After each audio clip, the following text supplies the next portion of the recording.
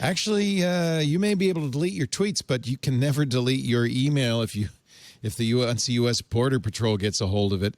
The end of the month, last month, Department of Homeland Security published a privacy impact assessment detailing the electronic data they can choose to collect from people crossing the border and what happens to it. In this assessment, they claim the right to search laptops, thumb drives, cell phones, any device capable of storing electronic information. And when they call it a border search, they can do this not just when you're crossing the border in either direction, but even anywhere within 100 miles of the border. That's 2/3 of the U.S. population lives within 100 miles of the border. So now they've asserted a right to collect any electronic data for anybody from 2/3 of the United States. They also say, we will keep this. We will acquire a mirror copy of the data on the device and store it locally. Once they make sure there's no porn on it. Because that's dangerous. Once they've determined it's clean, they transfer it to a Border Patrol system called PLX, where the information is stored and searchable for 75 years. This will get sued. I'm sure it also gets sent to Palantir. Why not? But yes, they will be sued for this. They were sued over within the 100 miles of the border, and that didn't work. This is really, I mean, this is the sort of stuff we look at other countries doing this and we're like outraged at. But this is where we are as a country. We'll see what the courts say. Yep. They say they plan to keep travelers' emails, videos, pictures, as long as they're not pornographic, texts and tap messages, financial accounts and transactions. By the way, gave me a great idea, a new kind of encoding. If you put all your secrets in dirty pictures, you're safe, right? You're safe. Yeah. Financial accounts and transactions, location history, web browser bookmarks, task lists, your calendars, your call logs, your contracts. 75 years, although if it's not related to a crime, it may be deleted after 20 years. We can't promise, they say. So you travel with a clean phone is what this says. Yeah, don't get within 100 miles of the border with anything. Well, 100 miles, that's right. Oh, right. You said that. Oh, so right. A Border Patrol agent, if you're within 100 miles of the border, and this happens all the time, I understand in Vermont and areas near the Canadian border, they can just say, hey, come here. Give me your phone. Thanks. Okay, I got it. Have a nice day, citizen. You don't have to be crossing the border. Yeah. It's blatantly wrong. But you want Palantir. Sorry. To protect our boys overseas. Yes, I do. In Canada, yes. In Canada. Yes, I do. They're always very nice to me. Some of them are fans. I'm not criticizing you guys. I just don't think you should be able to suck all the data out of my devices and keep it for 75 within 100 years. miles. Jeez. Yeah. Seattle's 135 miles from the you're Canadian safe. border. You're safe. Well, but people who live in like the northern suburbs. Yeah. I'm puzzled because if they say 2/3 of the nation, does that mean anybody who lives on the coast? Because the territorial border is, 20 miles? Is that everybody? Yeah. Then anybody who lives within 100 miles of the territory? Then I'm screwed. That's right. Yeah. I guess so. Because the coast is your what's the border? 35 miles? I can't remember I always thought it was 20, but international waters. What's territory versus fishing versus this versus that? Yeah, what's our territorial waters?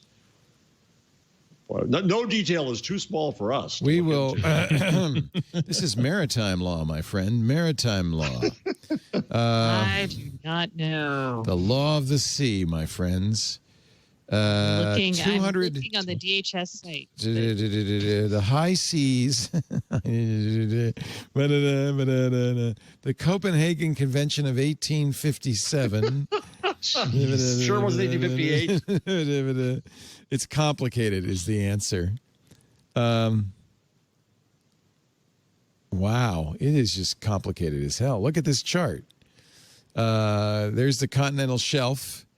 And then the extended continental shelf, the international seabed, international waters, surface, international exclusive economic zone, national airspace, and then finally outer space. So it's somewhere in this table. There's national airspace, international airspace, territorial sea, contiguous zone, high seas. High seas seem to go out a long way. The exclusive economic zone Yeah, I think Is an is airport a 200 border? nautical miles. Is an airport a border? Airport's a border too, because I don't know how this works. Oh my gosh. You're just We need a maritime Palantir's lawyer. going to have it all. Yeah. I just put it in the chat, but I found the ACLU's thing on the border zone and the 100-mile border zone with the map that shows you the Oh. border zone. So, Oh, handy. And does it look like a lot of people are within that? yes. Really? Jeff, you're in it with New York City. It's in the chat room. Oh, here, I'll put it in. You're in it, the- Stacey? Yeah, but here. I got it I'll right put here. it right Thank you. here. Oh, you Thank found you, it. Stacey. Your rights in the border zone. Yeah, and this is where the figure comes from. Pretty much everybody on Yeah. the coast all the way. It's just all the way around. Wow. That's So that's all of us, right? yeah.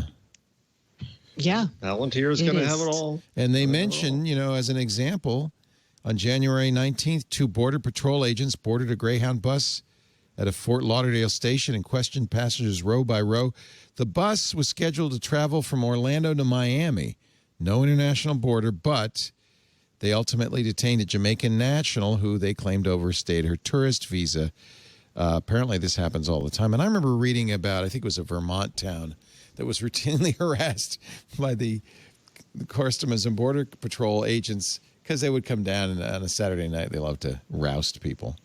So 100 air miles from any external boundary of the U.S. is a reasonable distance. Wow. They can board a bus or train without warrant, by the way.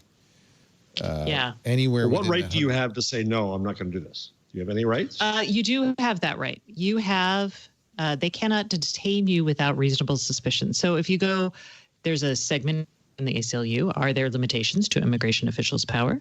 You have the right to remain silent or tell the agent that you'll only answer questions in the presence of an attorney, no matter what your status is.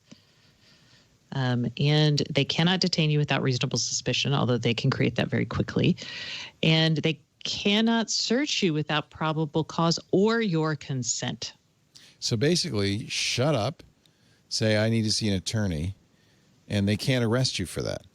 And then there's a Try not to stalemate. look suspicious. Fascinating. They Although- can arrest you apparently if they ask you about your immigration status and you don't have There's some those exceptions. documents. Yeah.